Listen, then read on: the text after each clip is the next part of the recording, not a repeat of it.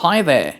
In this video, we're going to learn to fill our text or shapes with images. So let's get started. I have a landscape document opened here. Now I'm going to add a text box using the type tool. Let's type some text. So I'm going to type in InDesign in capital letters. Let's also change the font to something really heavy. I'm going to use Mentiga. Let's also increase the font size to 140 points. Let me reduce the text box to the size of my text here. I'll be creating outlines of this text, so it's always better to make a copy just in case you might need it later. Now have your text selected and go to Type and then Create Outlines. Now there are two ways you can fill in the text with your image.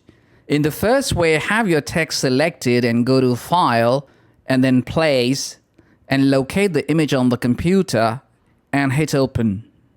Since the text was selected beforehand, the image placed itself directly into the text. Let's hit Command Z on a Mac or Control Z on a PC to undo the last action. In the second way, let's not have the text selected. Go to File and then Place and locate the image on the computer and hit Open.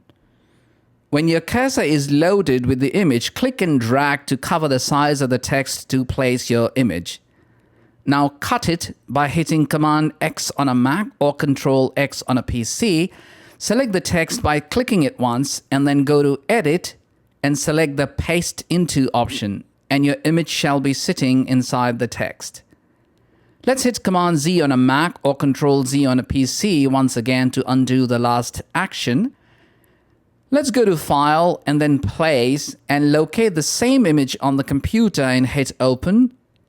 Once your cursor is loaded, if you click and drag the image to a size smaller than the size of your text, I'll show you what happens.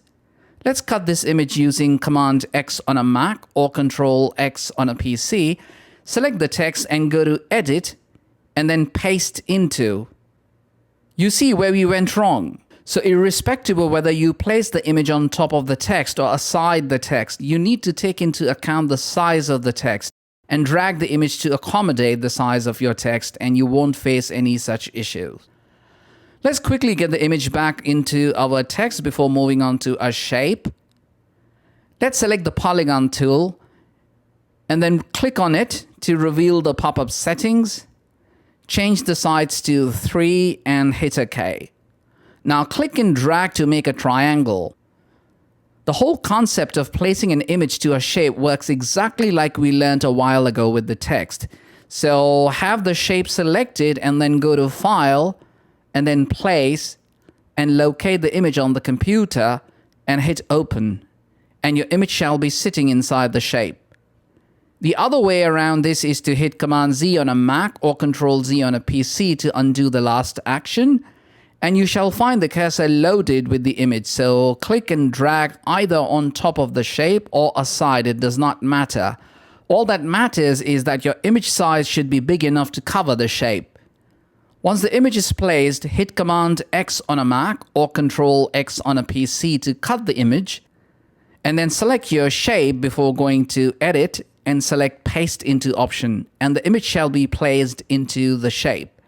You can always click the content grabber sitting at the center of the image and drag to move your image within the frame. Alright guys, that concludes our session. I hope you've enjoyed it. So I'm going to see you in the next one in just a bit. Goodbye.